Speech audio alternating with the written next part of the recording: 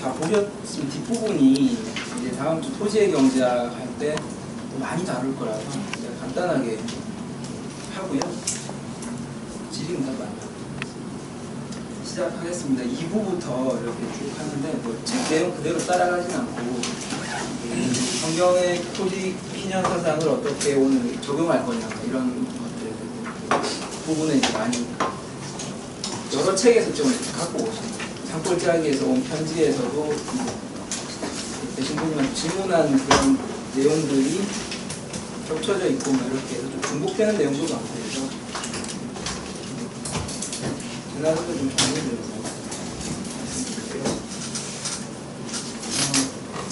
저희가 이제 앞서서 지난주에 성경의 희년 정신이 이렇게 많이 들어있다 이런데 오늘날 저희는 이제 거의 못 들어보잖아요. 이제 이렇게 성경에 명확히 선포되고 있는 하나님 나라 희년이 잊혀진 이유가 뭐냐. 소위 영육이원로 굉장히 강하게 이렇게 뿌리가 박혀 있죠. 오늘 대부분의 교회에서 초대 교회만 해도 이런 것들이 그리 이제 영혼만 중요하게 이렇게 보는 걸 영지주의로 이렇게 돼서 이단으로 이렇게 정리가 돼 있었죠. 초대교회 1세기, 2세기 이쯤에. 지금은 다시 이게 엄청나게 많이 했는데 뭐 영지주의나 이런 것들이 들어오게 됐던 배경들이 헬라의 어떤 철학적 영향이 크죠. 아까 우리 이상호 선생님께서 이야기하시고 하시는데 소위 이제 이데아의 세계 어떤 그 본질의 세계는 저 너머 어딘가에 있고 우리는 육신을 벗어서 언젠가는 저기로 가는 게 더 이제 궁극적인 목적으로 이렇게 하는 게 헬라 철학의 좀 기반이에요. 이데아 플라톤이 이제 세운 철학이고 또 5세기 신플라톤주의 영육이원 철학 만연했죠. 이런 영육이원론의 어떤 사상들은 지난주에도 말씀드렸지만 그 컨스탄틴 대제가 로마의 황제들이 기독교를 국교로 공인하면서 굉장히 제국의 권력과 기독교가 굉장히 긴밀하게 결합이 되는데 이런 영육이원론은 되게 제국의 권력자들이 좋아하는 철학이에요. 왜냐면은 이 땅의 문제는 본질이 아니다라고 합니다. 여기서 뭐 권력자들이 뭐 착취를 하고 억압을 하고 이상한 일들이 펼쳐도 여기는 우리가 있을 땅이 아니고 언젠가는 저 이데아의 세계로 본질로 가야 되기 때문에 이곳에서의 책임 있는 삶을 회피할 수가 있는 거죠. 그러니까 권력자들은 너무 좋아하는 결합인 거죠. 우리 한국의 60년대, 70년대 조용기 목사님이나 이런 분들을 그리고 죄송한데 김준곤 목사님이나 이런 분들이 이제 박정희 정권에서 굉장히 많은 혜택을 많이 받거든요. 74년도에 100만 명 이제 빌리그레엄 목사님 모셔서 100만 명 엑스폴로 대집회를 하고 하는 것들을 엄청 많이 지지를 하는 거죠. 왜냐면은 여기는 현실에 있는 어떤 하나님의 법 이런 것들을 이야기 안 하거든요. 영육이원론 이런 플라톤주의 결합했던 그런 영육이원론은 제국의 권력자들이 상당히 좋아하는 어떤 철학이고 종교인 거죠. 요런 이제 이런 신플라톤주의와의 많이 혼합이 되는 부분이 있고요. 그리고 대천하고 신부님께서 그쪽에 가면 이제 성서 주석, 성경 주석 이렇게 의와 공의 이런 거 많이 말씀하시는데 왜 이게 구약의 어떤 공의 이런 부분들을 다 정의 이런 분들이 의라고 약간 추상적으로 바뀌었다라고 하는 게 대천덕 신부님은 지주와 왕들의 지원하에 성경이 번역돼서 어떤 지주와 왕들이 싫어할 만한 좀 용어들 좀 많이 순화를 시켰다라고 신부님이 보시더라고요. 그리고 우리 김병아 교수님 지금 어디 계시는지 모르겠는데 요거는 요즘은 아니고요. 이제 한 오경에서 누가복음까지 이렇게 쭉 구약의 희년 사상이 신약에 넘어올 때까지 해서 어떻게 좀 영성화가 됐는지 이런 것 좀 책도 있습니다. 나중에 기회 되시면 좀 보시면 좋을 것 같아요. 이자 이야기 많이 하잖아요. 이자도 잠깐만 들여다보면 레위기 25장에 조금 나오고 조금이 아니죠. 중요하게 나오고 출애굽기 22장에 또 나옵니다. 형제가 가난하게 되었을 때 이자를 받지 말고 이자를 위해서 돈을 부어주지 마. 이자 받으려고 돈 부어주지 말고 이익을 위해서 양식을 부어주지 말라고 돼 있고요.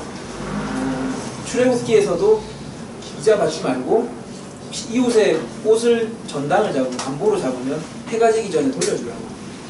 구약시대에는 겉옷이 그냥 집 같은 거죠. 이 가난한 사람들은 그거 덮고 밤에 자는 거거든요.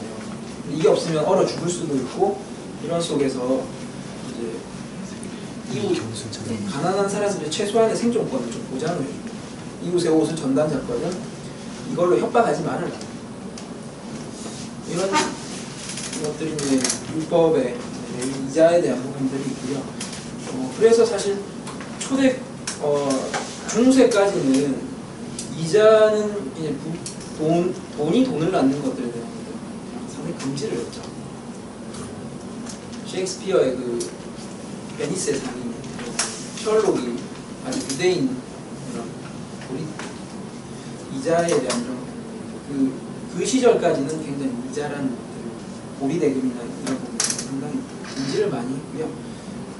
그게 이제 르네상스 시대에 오고 종교개혁 시절부터는 이제 조금씩 열리기는 시작했어요. 근데 종교개혁자들도 칼빈이나 루터도 이런 고리대금이나 이런 방식으로 가난한 사람들한테 이자나 이런 것보다 이런 거는 그만한데 사업을 위해서 하는 어떤 이런 이자들 여러 부분이 있었고요. 저희가 이제 9월 종교개혁 주간 그 즈음에서 김유준 목사님 교회사 전공하신 분인데 김유준 목사님께서 교부들의 경제사상, 종교개혁자들의 경제사상에서 강의를 하실 텐데 그럴 때 자세하게 이런 이야기 좀 해주시고요.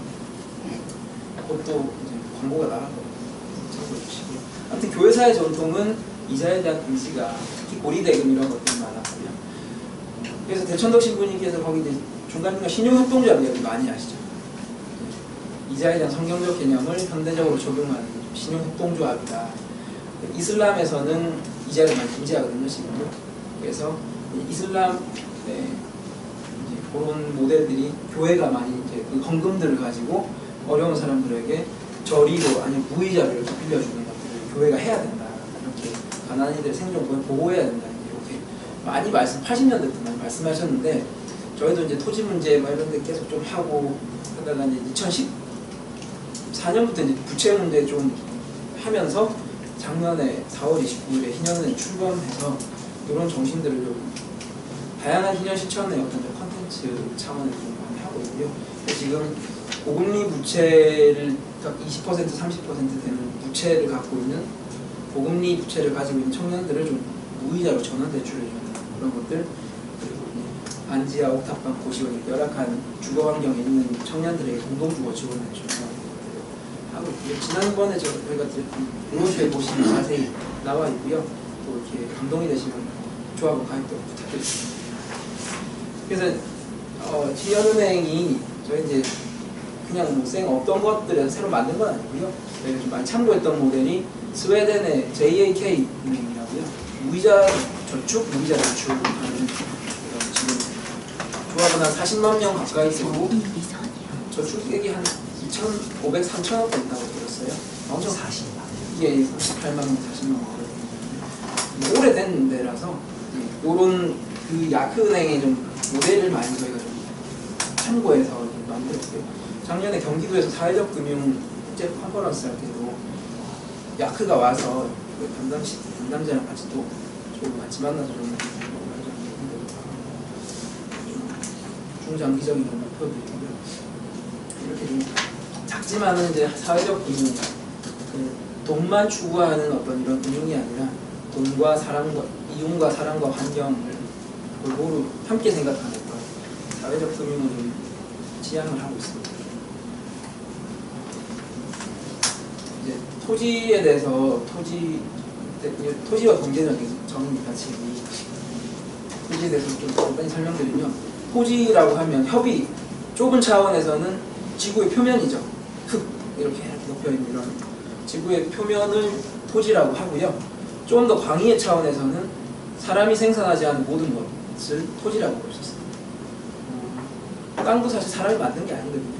만들 수도 없고 개간을 매립을 했다 이것도 여기 있는 흙을 저기 붓는 거지. 이걸 새로 땅을 만들었다. 뭐 새로운 걸 뭐 사람이 만들어서 하는 게 아니라 개량을 했다라고 보는 것들이고요. 근본적으로 이 토지나 공기, 물 이런 거 사람이 만들 수가 있는 거예요. 천연자원, 주파수 이런 것도 사람이 생산하지 않은 모든 것들을 방해의 의미로 토지라고 해요. 이거는 사람이 생산하지 않았고 사람이 노력해서 만들 수도 없기에 여기서 발생하는 가치는 우리 모두의 것, 하나님의 것이고 우리 모두의 것이라는 거죠. 골고루 나누는 것들이 정당하다, 정의롭다 이렇게 보고요. 그래서 토지는 이제 사람의 노동이 들어가서 사람이 노동이 들어갈 수 있는 기반이고 이제 원료죠. 그렇게 보시면 되고요. 근데 이제 이거를 누가 독점을 하게 되면 누군가는 거기서 이걸 독점한 사람들에게 갑을 관계가 될 수밖에 없죠. 그게 없으면 뭘 아무도 할 수가 없는 상황입니다.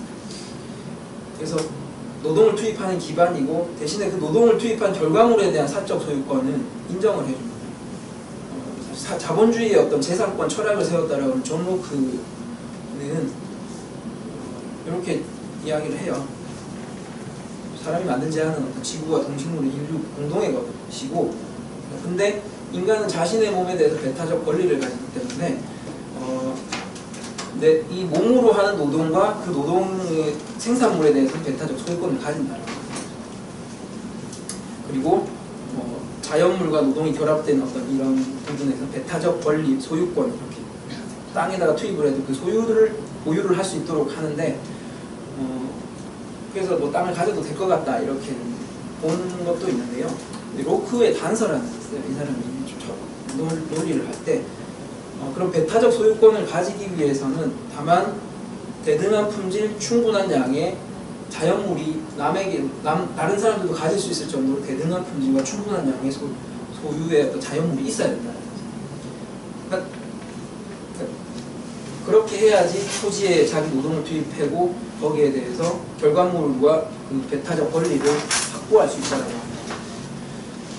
그러니까 지금 이미 저희는 다 땅이 이제 촘촘하게 각자가 나눠져 갖고 살아가고 있는 사회거든요. 근데 다 이제 후손이 막 나오는 거죠. 근데 이 사람들에게도 권리가 있는 거거든요. 사람이 만든 게 아니니까. 근데 이 사람들은 더 이상 들어갈 곳이 없는 거예요. 이렇게 하면은 이 토지에 대한 배타적 권리 인정이 안 된다라고. 근데 충분히 남아 있는 상태에서 가능하다라고 이야기를 하고 있어요. 근데 이제 밑에는 잘 안 쓰고 이쪽만 가지고 재산권 그리고 사적 소유권을 많이 이야기하는데 이런 것들이 이제 좀 있고요.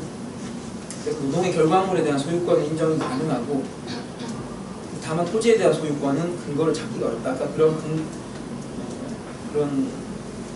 늘 남아 있어야 되는데 그렇게 충분히 남아 있는 시대에는 가능할지 모르지만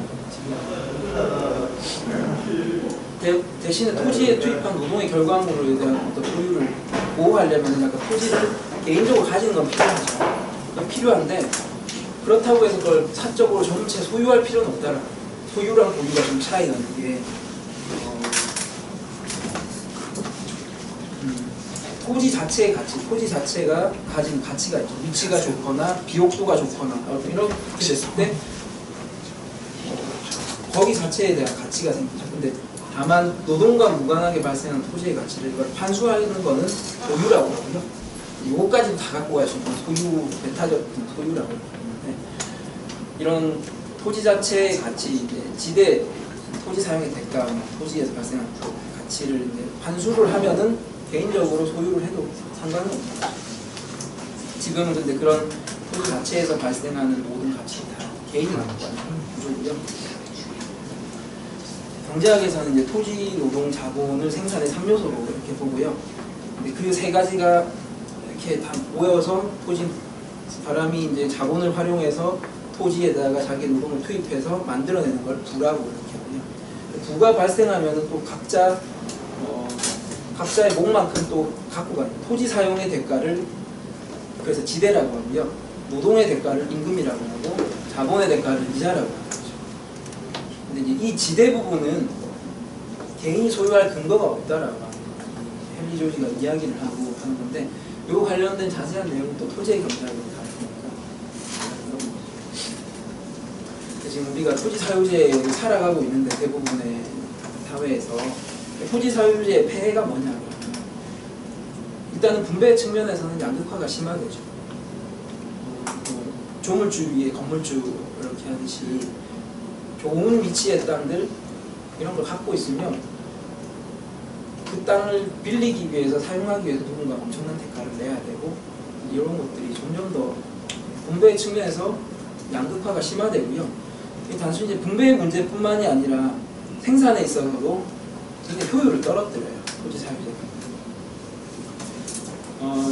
토지가 개인적으로 소유가 되고 하면은 이제 투기가 일어날 가능성이 있죠. 한정된 재화, 더 이상 공급을 늘리기 어려운 재화들에서는 투기가 발생할 가능성이 매우 높은데 그러다 보니까 지금도 땅에 거품이 땅값에 거품이 많이 꼈다고 하는데요. 그게 뭐 지가가 정상 이상으로 훨씬 높아져 있는 것도 있고 그리고 이런 높은 지가에서 어떤 그 위에서 토지를 사용하고 주택 집을 사고 뭐 이렇게 하려면 자연히 또 노동자들도 계속 더 높은 임금을 요구할 수밖에 없어요. 기본 생활비나 어떤 사업가들도 또 들어가는 어떤 투자 비용이 높아지니까 임금도 높아지고 또 이제 정부가 어떤 사회적 인프라를 까는 데 있어서도 예를 들어 경부고속도로를 예전에는 굉장히 싸게 뭐 한 평에 얼마였을까요? 그때는 100원, 200원 그 지금 시대에 그때는 이 사회적 인프라를 깔고 이렇게 하는데 들어가는 비용이 토지 매입 비용은 굉장히 낮았어요. 전체 사업비의 한 뭐 10%도 안 되는 수준. 지금은 이제 정부가 어떤 사회적 인프라를 깐 사업을 하는 데 있어서 제일 크게 들어가는 게 토지 매입비가 제일 크게 들어가거든요. 이런 거는 전체적으로 이게 높아지면 고속도로를 놓든 뭘 하든 거기에 대해서 사용료를 받아야지 또 이게 되거든요. 그러면은 비용이 전반적으로 높아질 수밖에 없다. 그리고 금융에 있어서도 자금 배분의 저효율이 자금 배분의 저효율이 극도로 일어나서 발생한 게 세계 2008년 서브프라임 모기지. 거기에는 돈이 서브프라임 비우량 이 주택 소유자 거의 자기 자본이 거의 없는 사람한테는 돈이 가기가 힘들어요. 근데 이게 엄청 앞으로 지가가 엄청 뜰 거라는 예상하에 은행이 엄청나게 그 돈을 빌려주는 거예요. 그러다가 이제 정말 생산을 해야 될 어떤 벤처 기업이든 창의력인 어떤 기업들이 이렇게 보내는 게 아니라 여기는 확실히 돈이 앞으로 지가가 오를 것 같다 싶으니까 은행에서도 이쪽으로 다 보낸다. 근데 이게 보내다 이제 빵빵 터지는 게 있는 이게 이제 금융위기고 이렇게 되는 건데 이런 자금 배분의 저효율이 좀 발생하는 그런 거 주기적인 경제 불황을 발생시키는 거죠. 여기는 책이 있나? 브래드 해리슨이라고 쓰신 건데 부동산 제목 기억이 안 나는데 18년에 권력 부동산 권력 정광수 교수님 번역하시는데 부동산 권력이라는 책 나중에 한번 보시면 18년에 한 번씩 이런 불황들이 반복된다. 그건 나름의 탄탄한 근거들을 갖고 있어요.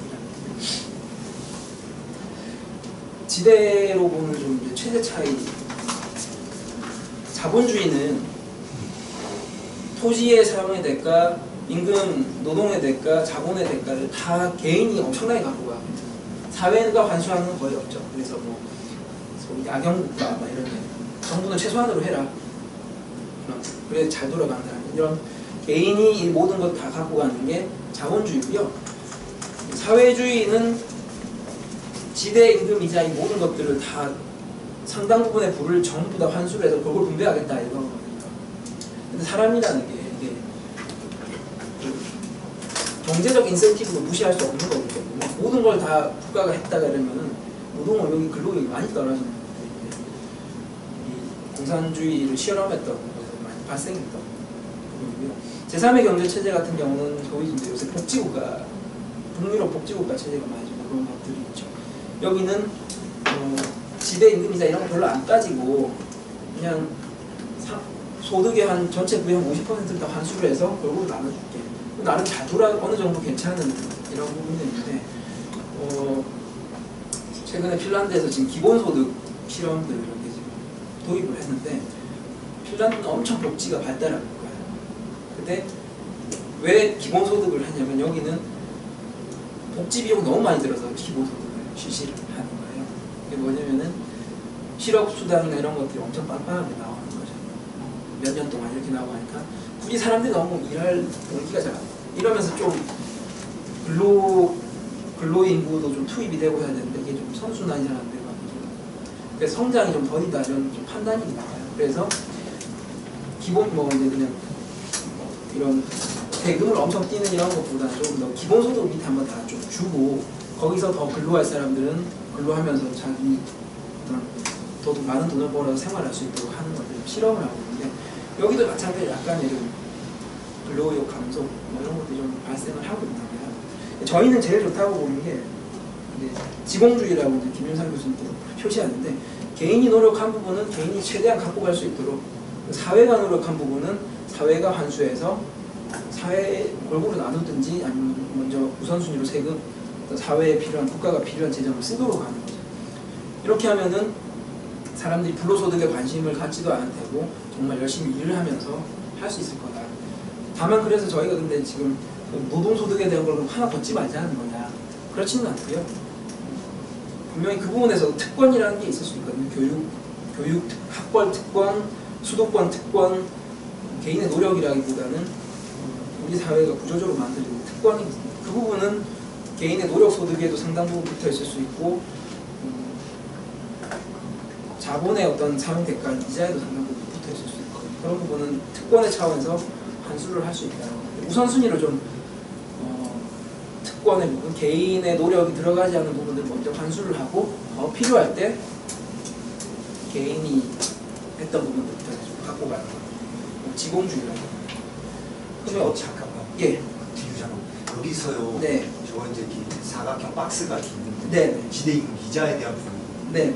저기 저기 뭐랄까 이게 상등 그렇지는 않겠죠. 뭐. 어떤 차이가 많이 나요. 헨리 조지는 사회가 발전할수록 지대 부문이 점점 더 커질 거라고 예측을 했어요. 그 현실은 어떻게? 현실은 꼭 그런 것 같지는 않고요. 근데 크기를 조금 달리해서 크기를 달리해야겠죠. 근데 저희가 크기가 얼마나 차이가 있는지는 몰라도 요거보다는 저희가 지금 좀 강조하고 싶은 이 부분을 좀 많이 이 범위를 좀 차이를 많이 이야기를 하는데 이 부분은 저희도 아직 잘 모르고요. 김윤상 교수님께서 수식으로 막 계산을 하는 게 있는데 이론 속에서는 그렇게 돌아가요. 아무튼 근데 장기적 이게 근데 그때 저기 네. 거기 일본에서 예. 신년학교 예. 김유준 목사 네네네 말씀하셨을 때 네. 지금 말하면 지대를 네. 그때 말씀하실 때 그게 지금 현재 지금은 한 400조 얼마를 뭐 하면 뭐 이렇게 뜬다고 그랬거든요. 예. 그러니까 조금 더 저 네. 박스를 조금 이렇게 예. 계산해 주셔서 이렇게 네. 해주면 좀 더 저희가 딱 볼 때 네. 직관적으로 지대를 건드리는 게 얼마나 네. 되게 큰 저희가 예. 효력을 발휘할지를 딱 볼 수 있어서 좋을 것 같아요.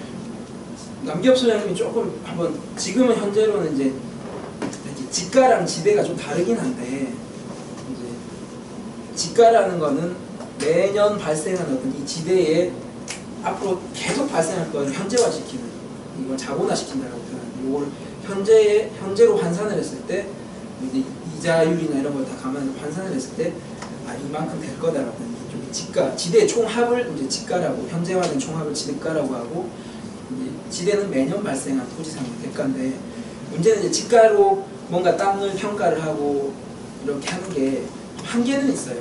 왜냐면 이게 방금 말씀드렸듯이 앞으로 발생할 미래 지대의 총합인 거거든요. 근데 사람이 완전하지가 않기 때문에 이제 예측이 안 되는 거예요. 그래서 경기가 좋겠다 생각을 하면은 지가가 상당히 이제 앞으로 지대가 많이 발생하겠네 이렇게 생각하면서 엄청나게 지가가 올라가는 거고요. 경기가 안 좋겠다 생각하면은 지대가 조금 발생하겠네 떨어질 수 있고 이런 건데 그래서 어찌됐건 현재는 이제 지대로 뭐 다 체크를 하는 게 많이 없기 때문에 정부 통계가 없기 때문에 남기엽 소장님 이제 지가를 갖고 좀 추정을 해보는데 해마다 400조 원의 지대가 발생을 한다라고 추정을 하세요. 400조 원을 5천만 명으로 나누면은 얼마일까요? 1인당 한 200만 원? 200만 원 되나? 그래서 1인당 400만, 4천만에 뭐 400조를 하면 뭐 1인당 1천만 원이야. 500만 원이었구나. 400조를 5천만 원으로 나누면은 1인당 500만 원. 4인 가족이면 2천만 원에 이게 들어오다. 그래서 기본소득으로 이걸 다 나누면은 기본 4인 가족은 2천만 원은 기본 깔고 갈 수 있는 거예요. 이런 지대가 400조 이렇게 추정을 하고 다양하게 추정을 하는데 적어도 200~300조는 충분히 넘어. 이게 근데 소수한테 다 흘러가고 있다라는 거예요. 그럼 이런 이제 지대 조세제, 토지에 대해서 지대를 조세로 세금으로 환수한다라는 건데, 이런 지대 조세제를 했을 때 토지 보유세를 높이거나 공공토지임대제라고, 이건 국가가 만약에 땅을, 북한 같은 경우는 그렇게 할 수 있겠죠. 남한은 지금 다 사유가 되어 있기 때문에 이걸 다시 전부 다 국가가 환수를 해서 임대를 하는 방식은 너무 번거로운 방식이죠. 그렇게까지 할 필요도 없고, 여기는 보유세를 강화시켜서 지대로 환수를 하면 되는 거고요. 북한 같은 경우는 땅이 전체가 다 국가 소유거든요. 근데 그러면은 거기에서는 이제 임대 방식을 할 수가 있는 거죠. 이 땅을 사용할 사람들이 뭐 경매가 됐든 어떤 방식이든 제일 높은 가격을 내겠다라고 하는 사람들 빌려줄 수 있는 거죠. 그리고 거기서 발생한 지대를 다 환수해서 다시 또 n분의 1로 하든지 국가의 어떤 인프라를 가는데 쓰든지 이렇게 하면 되는 거죠. 근데 이제 요 두 가지 방식들은 이제 지대조세죠. 토지 사용의 대가인 지대는 이제 공공이 환수를 하는 방식들은 지대조세인데, 효과가 어떤 게 있냐. 근데 어떤 체제에 대한, 정제 체제에 대한 효과를 이렇게 형평성, 효율성, 생태 환경의 측면, 이렇게 세 가지로만 놓는다고 합니다. 그래서 3E라고 하는데, 형평성, 퀄리티, 에피션시, 에컬러지, 이렇게 해서 세 가지로 보는다는데,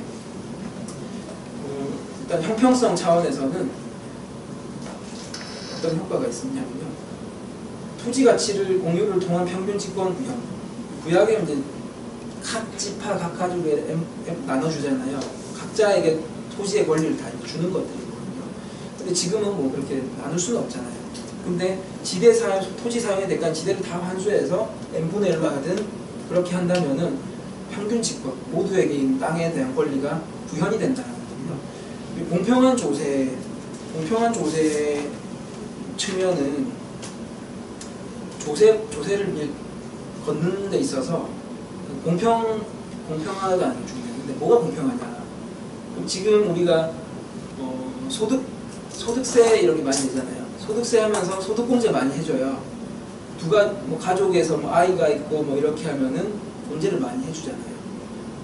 그러면은 나는 1인 가구로 그냥 미혼으로 계속 살아가고 있는데, 어떤 사람은 결혼을 했다고 해서 이제 뭐 굉장히 많이 깎아줘요, 세금을. 공평한가요?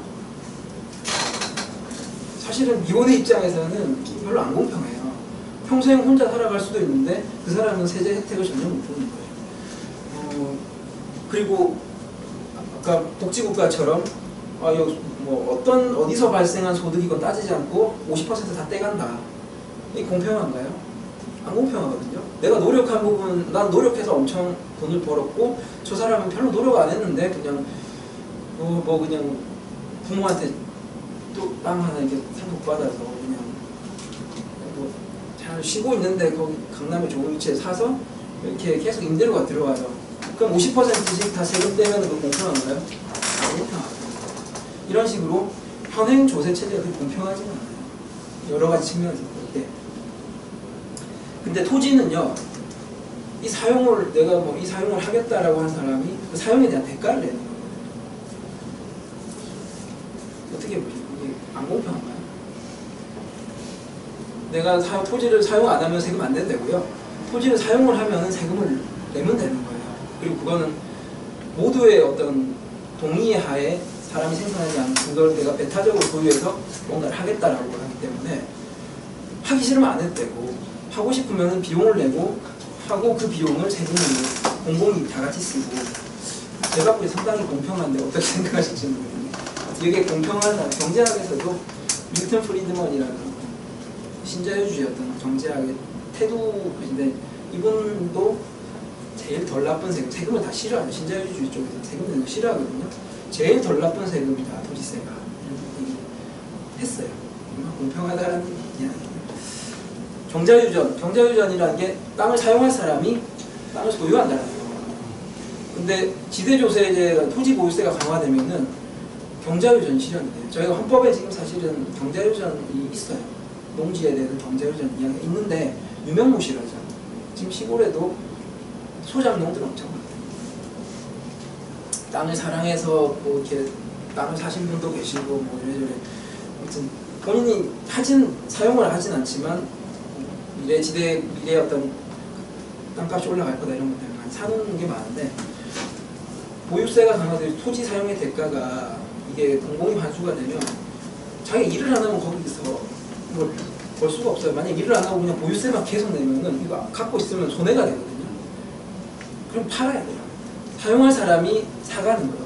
전반적으로 토지 가격은 거품이 낀 건 빠진 상태에서 경자유전이 자연히 실현이 되는 것들이고요. 그리고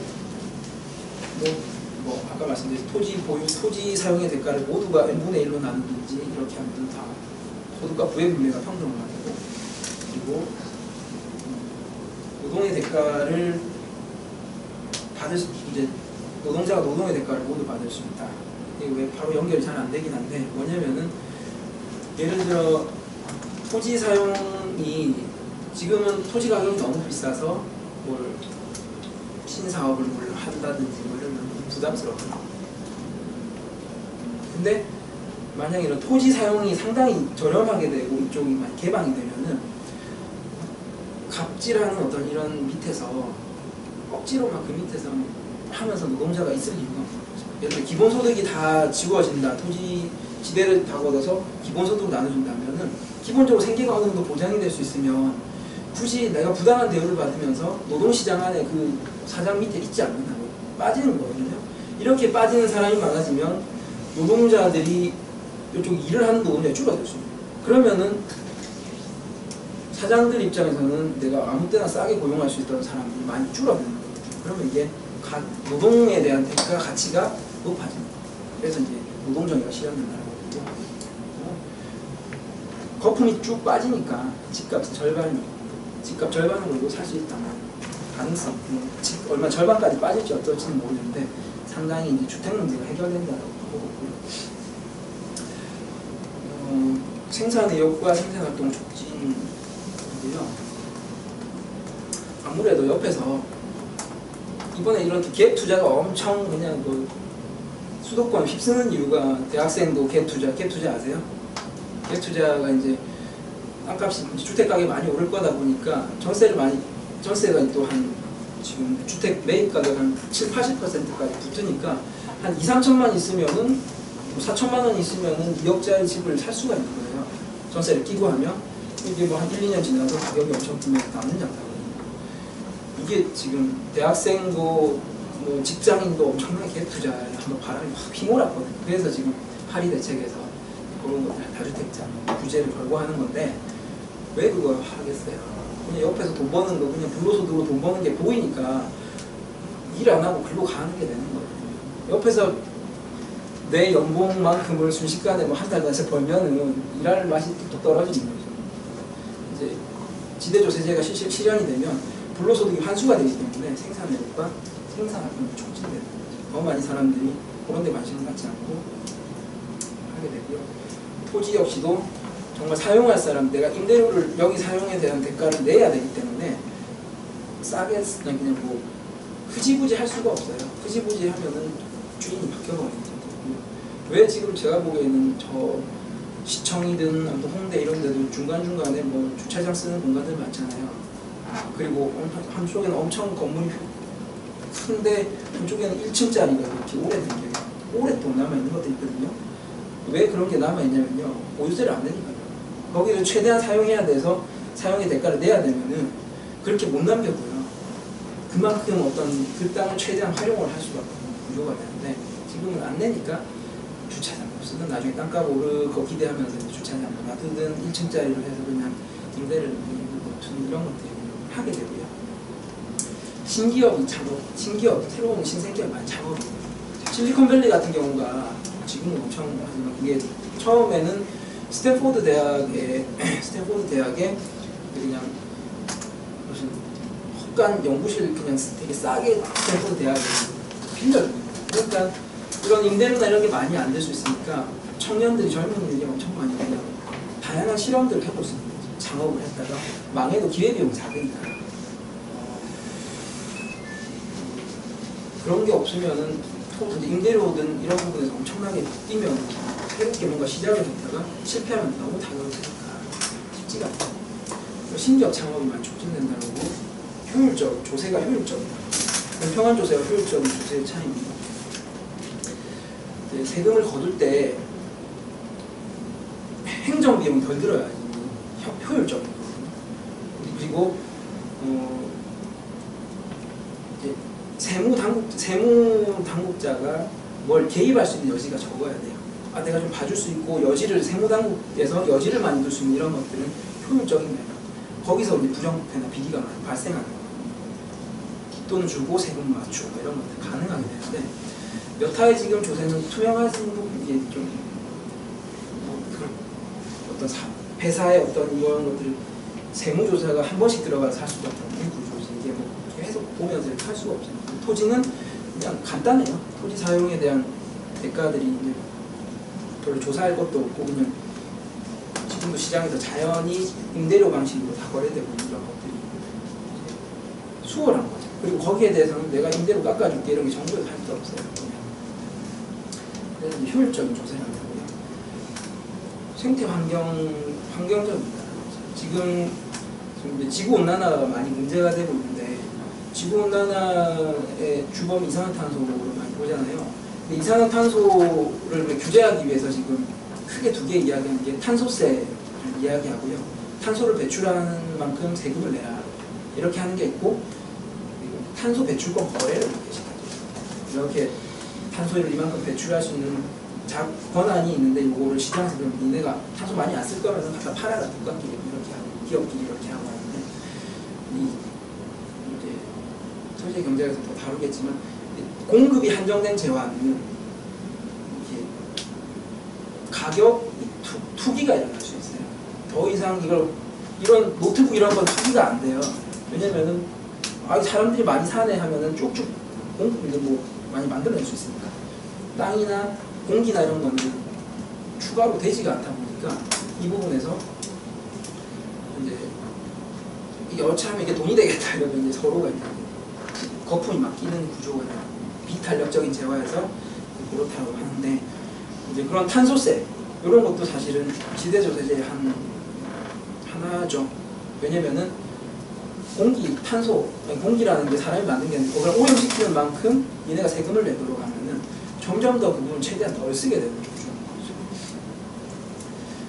그래서 좀 그리고 구체적으로 실현된 데에서 이제 말씀드리면 도시 스프롤 이런 도시 난개발이라고 하는데 그냥 띄엄띄엄 막 사실 제일 좋은 건 도시가 도시는 한번 이렇게 숲이나 농지나 이런 걸 좀 바뀌면 회복시키기가 쉽지가 않아요.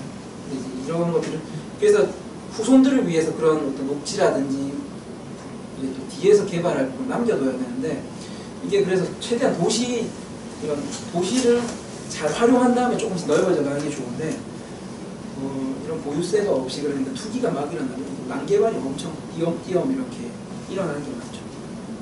용인, 김포 이런 데도 지금 보시면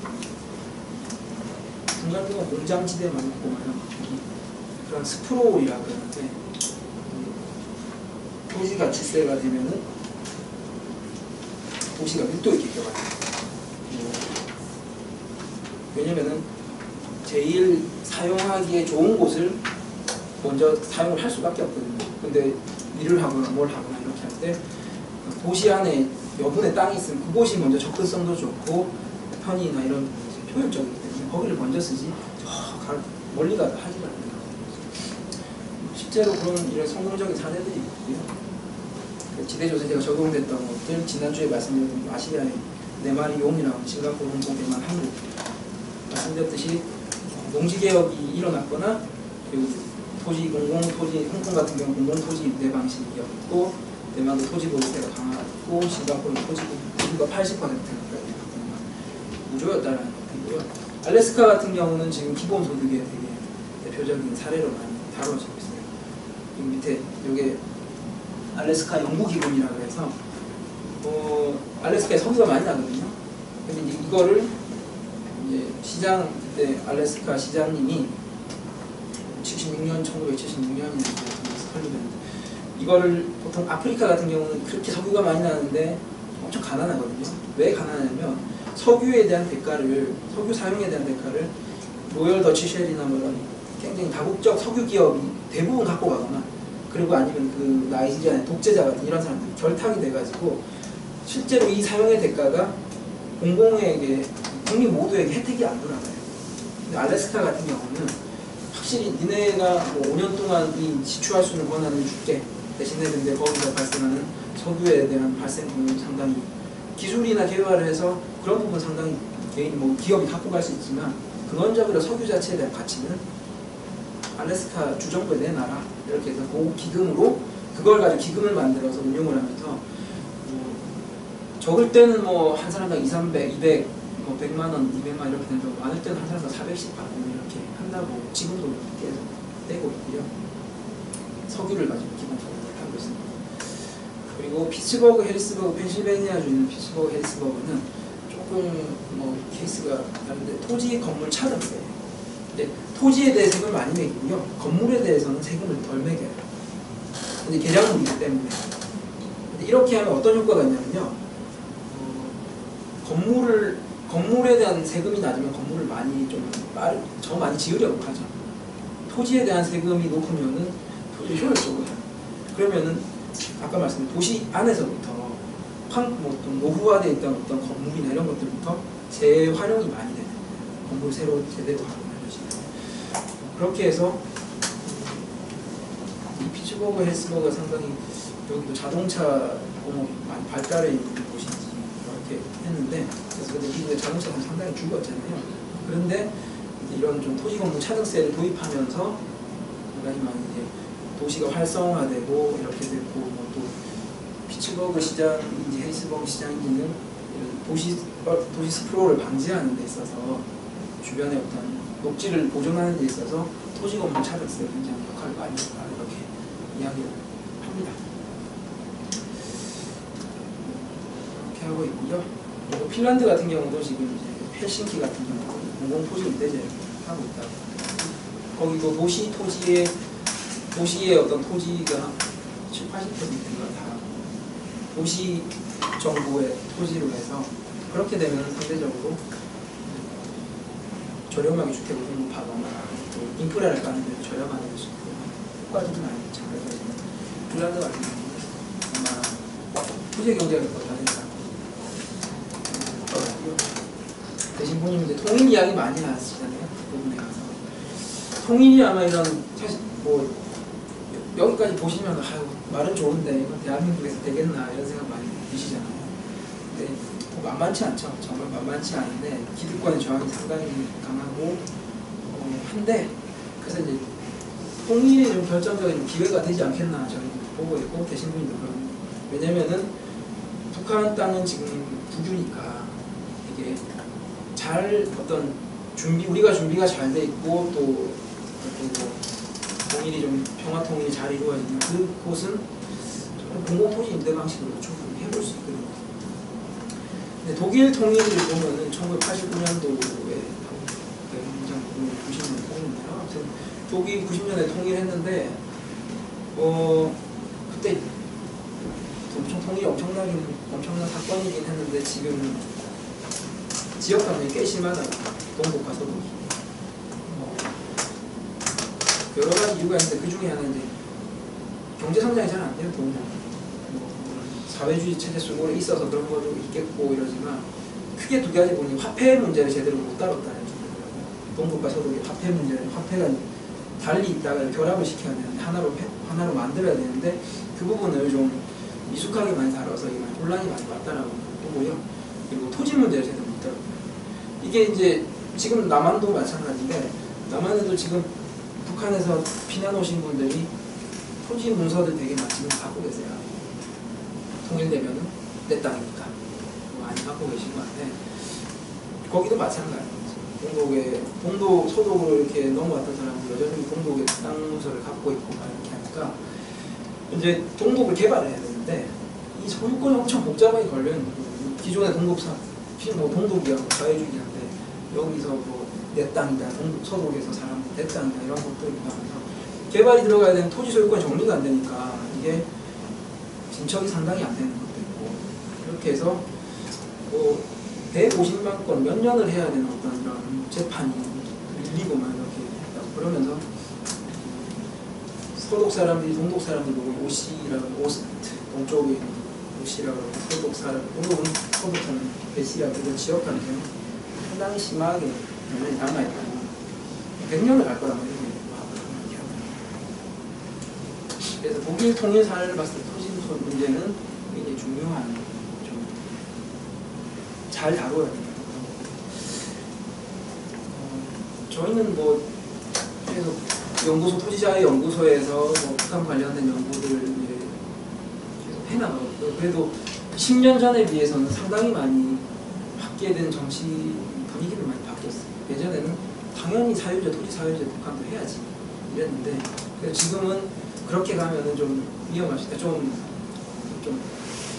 초반에는 뭐 이런 것, 도시 공개념만 적용하다가 뒤에 가서 사회적으로 가야 된다 뭐 이런 분도 계시고 한데 그래도 이런 보유세나 토지 가치 공부 이런 거 많이 그래도 학계나 이런 데서 아주 공유가 돼 있는 게 꾸준히 많이 그런 연구들은 연구소에서 해나가야 되는데 대신 보면 교회가 어떻게 해야 되나 이런 거 많이 하시고 1차적으로 교회의 하나됨이 중요하다. 우리도 지금 교단끼리 분열돼 있고 이렇게 하는데 무슨 교회도 못하는데 무슨 통일을 하냐 남과 오랫동안 갈라져서 통일을 하냐 문제. 그래서 교회 하나됨을 위해서 기도해야 되고 그걸 애써야 된다. 그래서 진짜 만만치는 않아요. 그리고 공의와 자비와 겸손히 하나님과 함께 미가서 6.8절 말씀입니다. 먼저 우리가 그런 인식들 교회가 공의를 외치고 그리고 자비를 베풀고 겸손히 하나님과 함께 행하지 않는 교회가 교회 안에서 공의를 실천하는 게 통일을 위한 준비라고 말씀하시고 네 여기까지 하겠습니다. 네 혹시 보시고 뭐 이 내용 그대로 가진 않으세요? 말씀하신 부분들을 좀 다루는 건데 보시고 궁금한 거 있으시면 하시는데 잠깐 5분 쉬었다가 여기 음료수 있고 5분 쉬셨다가 진행입니다. 페이스북 문자 다 받으셨죠? 페이스북에